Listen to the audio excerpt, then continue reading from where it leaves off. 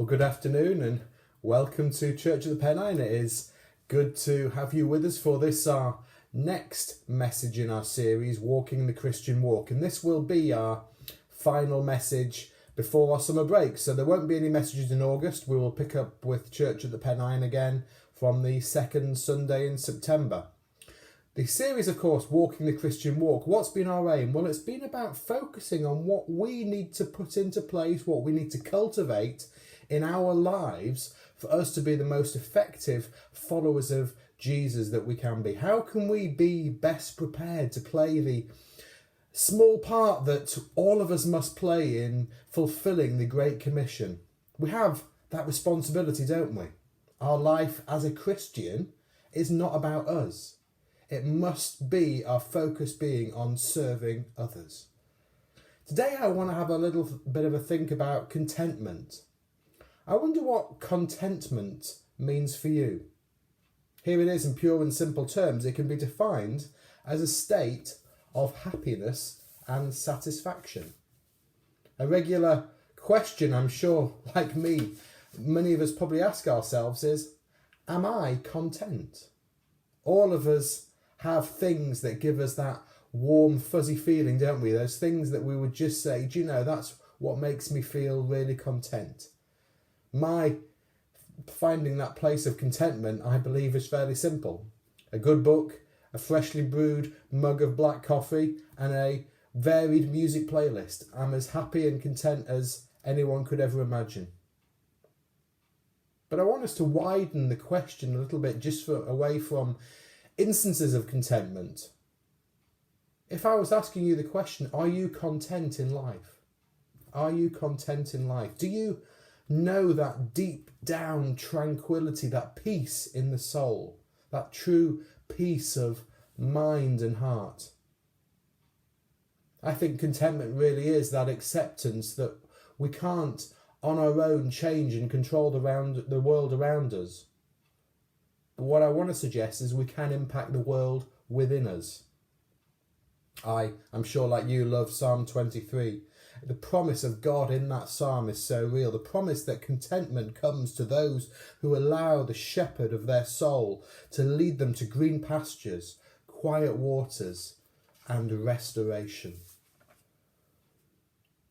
I think the difficulty can come because we live in a world where for so many people they claim to be so far away from that place of contentment.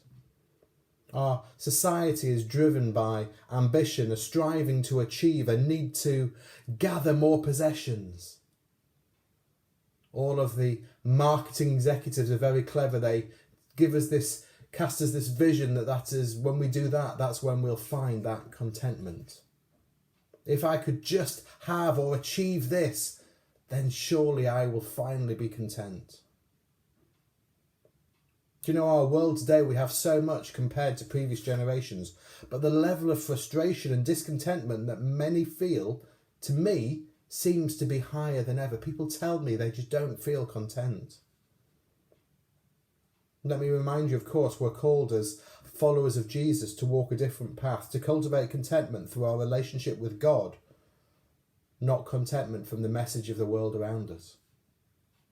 There's a beautiful lesson that the Apostle Paul gives us on this. After his conversion, our Bibles tell us that Paul lived a challenging life, to say the very least. He lacked many things. He suffered huge pain, anguish and hardship for the cause of the gospel. But what he did have was contentment. Let me read to you some verses from Philippians chapter 4, verses 11 and 12. It says this: I am not saying this because I am in need, for I have learned to be content whatever the circumstances. I know what it is to be in need, and I know what it is to have plenty. I have learned the secrets of being content in any and every situation, whether well-fed or hungry, whether living in plenty or in want. Powerful words from Paul. He wrote those words while in prison, a place where perhaps we can feel contentment should have realistically felt a million miles away for him. But these words can guide us and help us as we have times where we may struggle to find contentment ourselves. What's the first thing we see? Firstly, Paul still feels content when he is in that situation of not having enough. I know what it is to be in need, he says. In being obedient to God's call to follow Christ, Paul suffered hugely. Our Bibles show us that. He suffered financially, physically, emotionally, and relationally. He suffered often huge setbacks on his journeys. He was often isolated and in a place of dire need and difficulty. But in the midst of that, what is he doing? He's claiming contentment. Even in a place of hardship and lack, Paul found contentment. I want to suggest we can find the same. It is hard and sometimes it can feel so far away. But Paul shows us it is possible to find it. The flip side of that, when we've more than enough, we should be able to feel contentment. What are the words of Paul again? Paul says, I know what it is to have plenty. Paul had those desperately tough times, of course, but he actually did enjoy many times of material and financial blessing when the reality was he had more than enough. People and churches blessed him. Friends helped him out. He experienced prosperity. I guess our thought may be that in those circumstances, how could he have felt anything else apart from contentment? How is it possible he could have felt anything but content when he had more than enough?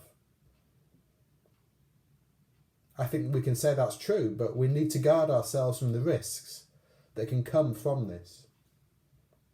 Too often, more than enough without contentment soon turns into never enough. Let me say that again. More than enough without contentment can soon turn into never enough. Of course, more than enough can bring contentment, but we have to be careful and watch. It doesn't always guarantee contentment, sadly.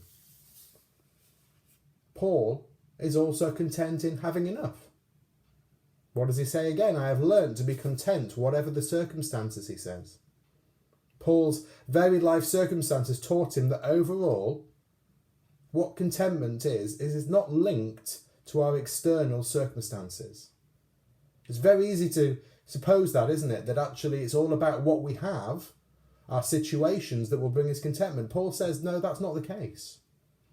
True contentment doesn't come from our homes, our possessions, our job, even from the affirmation of other people around us. That's not true contentment. True deep down contentment doesn't come from those things. Often we'll fall into the trap of desiring more in order that we think we will find that place of contentment. As followers of Jesus, the place that we must come to in our walk with God, the point where we'll be most effective for the kingdom of God, is when we accept that true contentment comes from God alone. True contentment comes from God alone. Yes, of course we can say the words, we are content, but what I'm talking about, what we need to grow and cultivate, is that deep down contentment. We are blessed as followers of Jesus. We have Christ. Paul tells us we have everything we need when we have Christ. Having not enough or more than enough should not just deprive us of feeling truly content. Neither of those extremes should take away contentment.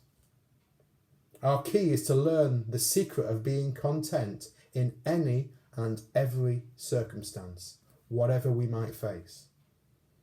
Philosophers have spent many centuries telling us that it's deep down within us that we should establish and grow that feeling of contentment. It's about us working out deep down in us how we find contentment.